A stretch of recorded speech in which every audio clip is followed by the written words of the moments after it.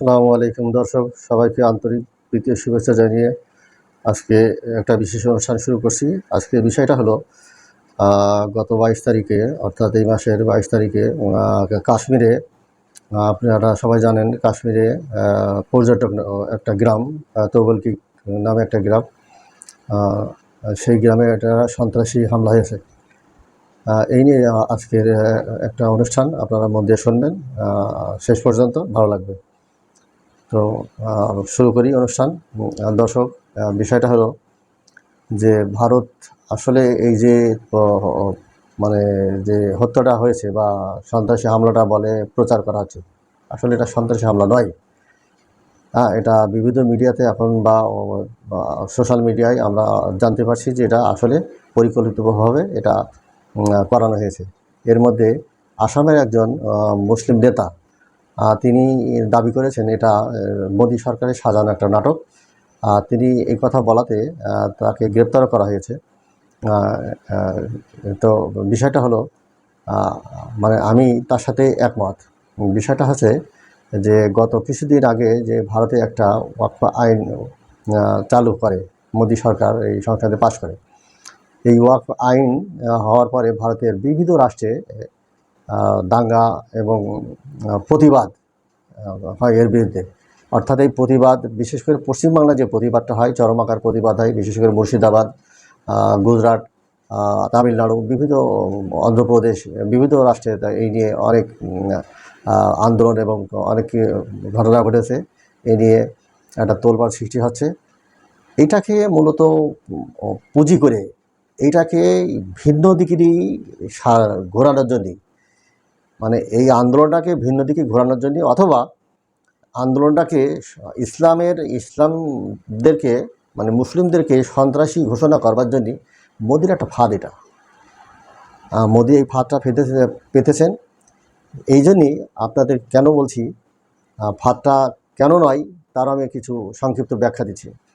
কাশ্মীরে 6 লক্ষ সেনা মোতায়েন রয়েছে এবং 50 মিটার দূরে এক একটা সেনা তাদের মোতায়েন আছে এবং অত্যাধুনিক অস্ত্র সহ তাদের মোতায়েন রয়েছে। অর্থাৎ 50 মিটার পরপর এক একটা সেনা মোতায়েন রয়েছে সারা কাশ্মীরে, এবং 6 লক্ষ সেনা মোতায়েন রয়েছে।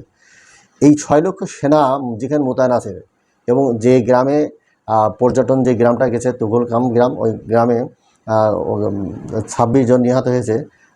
সেখানে তো একটা পর্যটন এরিয়া, তাহলে সেই এলাকায় এখানেও তো এই প্রশাসন ছিল, স্থানীয় প্রশাসন এবং ভারতীয় সেনাবাহিনী, তারাও এখানে ছিল। এখন জানা যাচ্ছে যে এটা নাকি যে সেনাবাহিনীর ওখানে কিছু সদস্য ওই সময় নাকি অনুপস্থিত করা হয়েছে, এবং ভারতের কয়েকজন এই নিয়ে প্রশ্ন তুলেছে যে ওই মুহূর্তে নাকি ওখান থেকে কিছু ওই সময় তাদেরকে সরানো হয়েছিল, অর্থাৎ নিরাপত্তা বেষ্টনী শিথিল করা হয়েছিল। তো এর মানেটা কি বোঝায়? এর মানেটা হচ্ছে যে এটা পূর্ব পরিকল্পিতভাবে এটা একটা হত্যাযজ্ঞ, অর্থাৎ এই হত্যাটা করে এটা পাকিস্তানের উপরে চাপিয়ে একটা যুদ্ধ ভাব খেলা। আর এই যে ভারতের ভিতরে যে আন্দোলনটা হচ্ছে, মূলত এই আন্দোলনটার মোড় অন্যদিকে ঘুরিয়ে নিয়ে যাওয়া। মজার ব্যাপারটা হচ্ছে যে ভারতের যে বিরোধী দল আছে, বিশেষ করে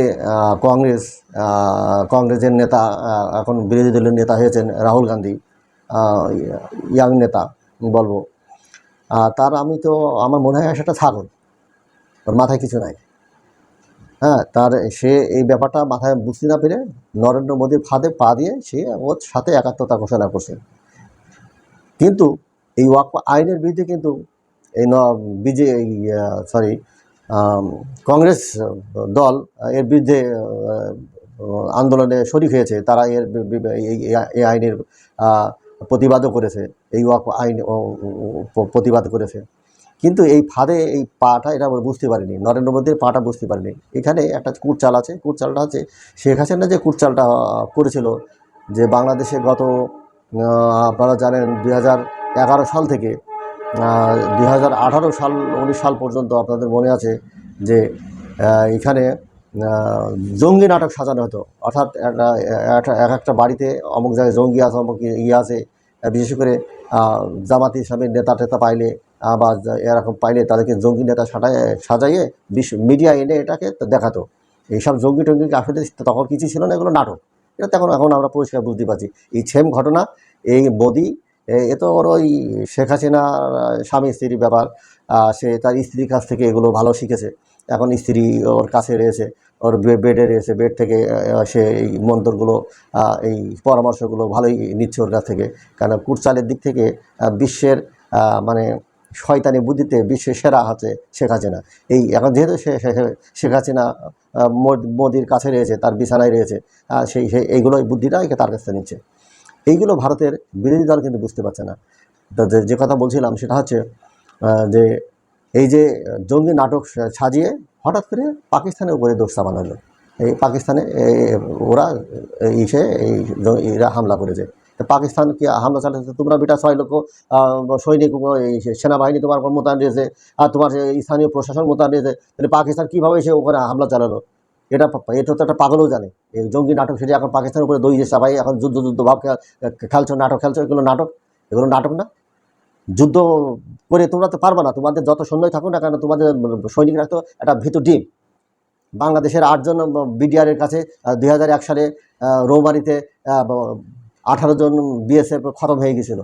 তোমাদের সেনাবাহিনী আছে মদখোর, তোমাদের সেনাবাহিনী আছে ভিতর ডিম। তারা তো যুদ্ধের কিছু না। বাংলাদেশের একটা পাবলিকের কাছেও তারা তোমাদের দেশের সৈনিক সেনাবাহিনী হেরে গোহারা হারবে। এখন এই যে মজার ঘটনা আছে পাকিস্তান নিয়ে, এই যে মজার খেলাটা খেলছে, যুদ্ধ ভাব খেলছে। এই যে পারমাণবিক দুই শক্তিধর দুই রাষ্ট্র, যুদ্ধ হলে তো সারা পৃথিবী ছড়িয়ে যাবে এই যুদ্ধটা। এটা নিয়ে কোনো সন্দেহ নাই। আসলে যুদ্ধ মোদি করবে না।